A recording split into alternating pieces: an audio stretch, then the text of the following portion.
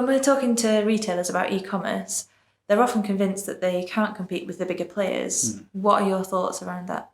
Well, there's a degree of truth in it. Mm. If the strategy is the David and Goliath one, where you'll enter the e-commerce market and dominate from the word go, well, you're going to have some pretty deep pockets and an iron will to see that through. Right. But I'd argue that that's probably not the appropriate strategy for most of the retailers that we'll encounter. Okay, so what do you recommend? Well, to them, quite rightly, customer service will be right at the top of the pile. So they want to make sure that they're treating and serving their customers to the highest possible standards.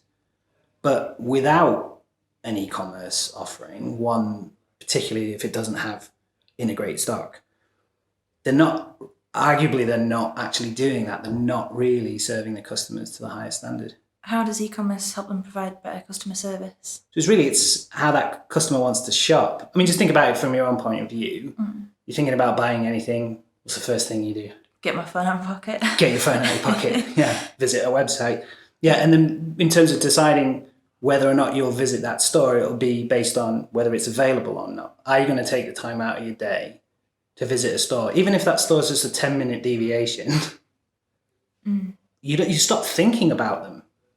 So we've got a real situation with a prospect that there's a rival down the road to the left and a rival down the road to the right, both of which have integrated e-commerce, both of which are showing stock positions online. They're not doing that.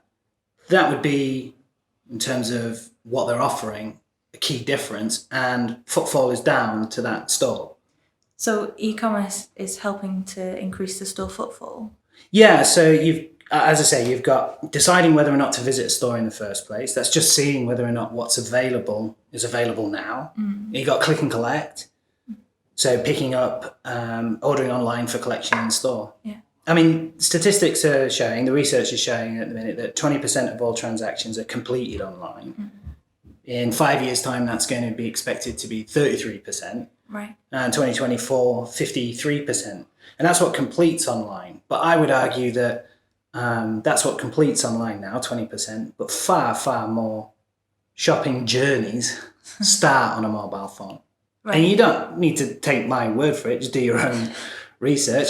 My sample size there, what's the first thing you do? Get your phone out. That'll be the standard responses for people think about anything, especially intentional purchases. People thinking about anything, they'll get the phone out.